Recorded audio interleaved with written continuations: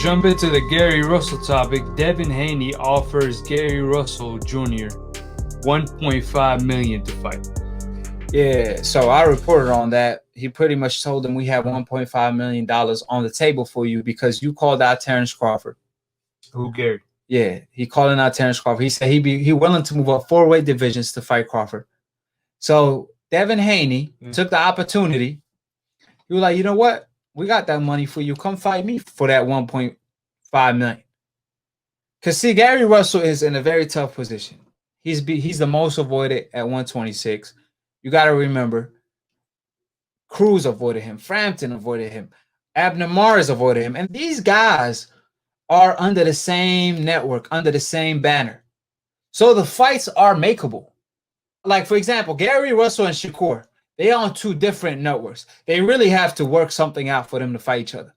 But guys like Cruz and Gary Russell, that fight is so makeable. However, Cruz fighting Gervonta instead, which is like, really, you moved up a division to fight Gervonta, but not Gary Russell, but because that's a big money fight. However, the Gary Russell fight is also a huge fight, but it's going to be a huge ass whooping in the process. And Cruz didn't want the smoke. So Gary is, I hate to use this word, but he's desperate for a good fight. He felt like he in the wrong sport. The man is like, man, I really thought this sport is about the best versus the best. I'm finding out it's about like nearly the best maneuvers versus the best maneuvers. Like, damn, I can't get a freaking fight. So he now chasing all these guys at 135. Then he started chasing Crawford after he told the story of him cracking his jaw, which it turned out he did, hit Crawford, but he didn't break his jaw, according to witnesses. But either way, he got the lick on Crawford. And actually, Crawford told my man Dante years ago, and he informed him about the story in general. But anyways, so Crawford pretty much was getting called out by Gary Russell. Gary Russell already made it known that he want Devin Haney. And he actually had a conversation with Devin Haney's dad, Billy Haney. And he told Billy Haney, the only reason I'm saying you guys ducking me because I threw out a number, y'all never got back at me. And Billy Haney responded by telling him, well, that number you wanted, because they didn't want to throw out the number. Yeah. He said, that number you wanted was too much. We can't provide it for you. If you could provide it for us, we fight you on PBC.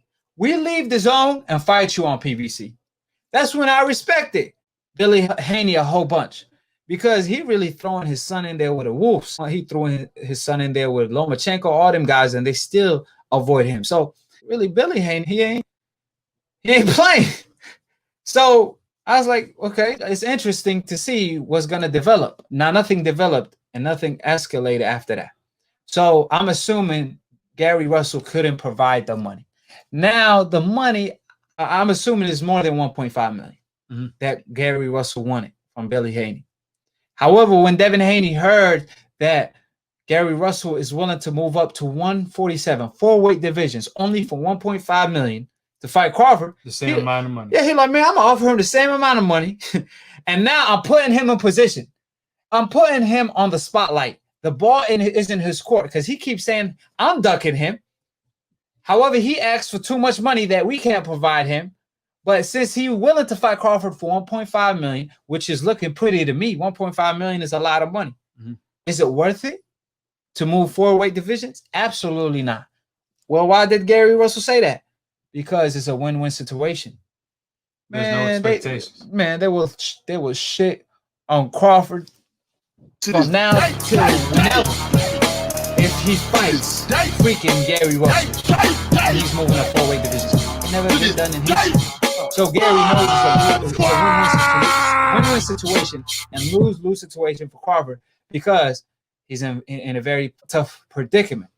Meanwhile, the Devin Haney fight, moving up 2 weight divisions, only few fighters in history were capable of pulling it off, but it's doable to move up 2 weight divisions. But still a win-win situation because if he loses, he's expected to lose. However, it's not as severe as moving up 4 weight divisions, since that's never been done in history.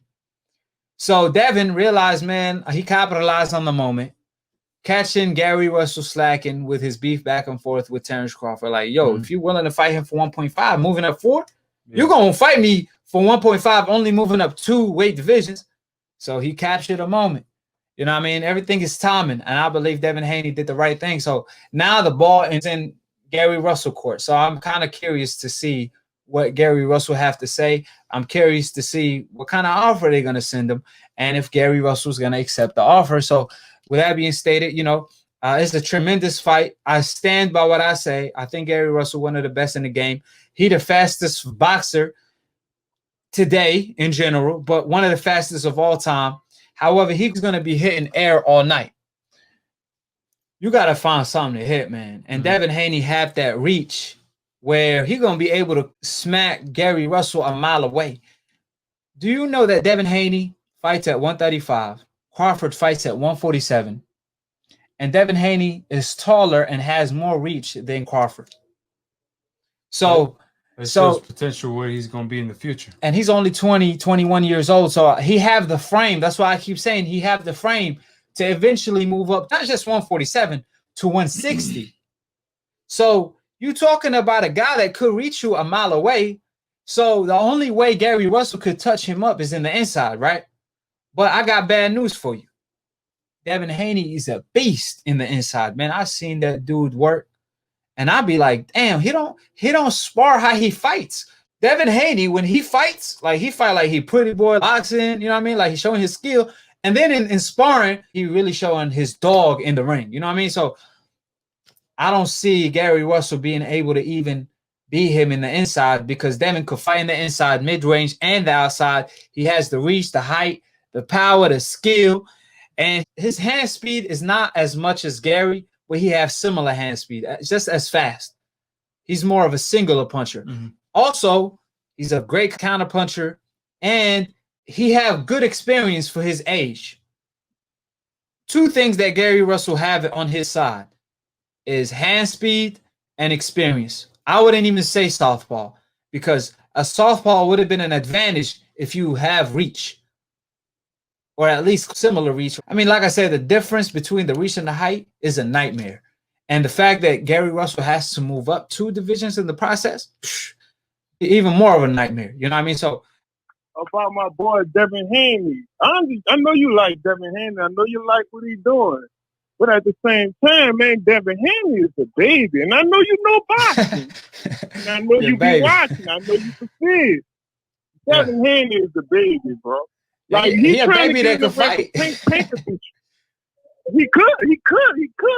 But realistically, do you see him beat the Tank? Look, man, I'll be honest with you. If anybody could do it, like Tank is one of them special fighters. There's a couple people that could beat him.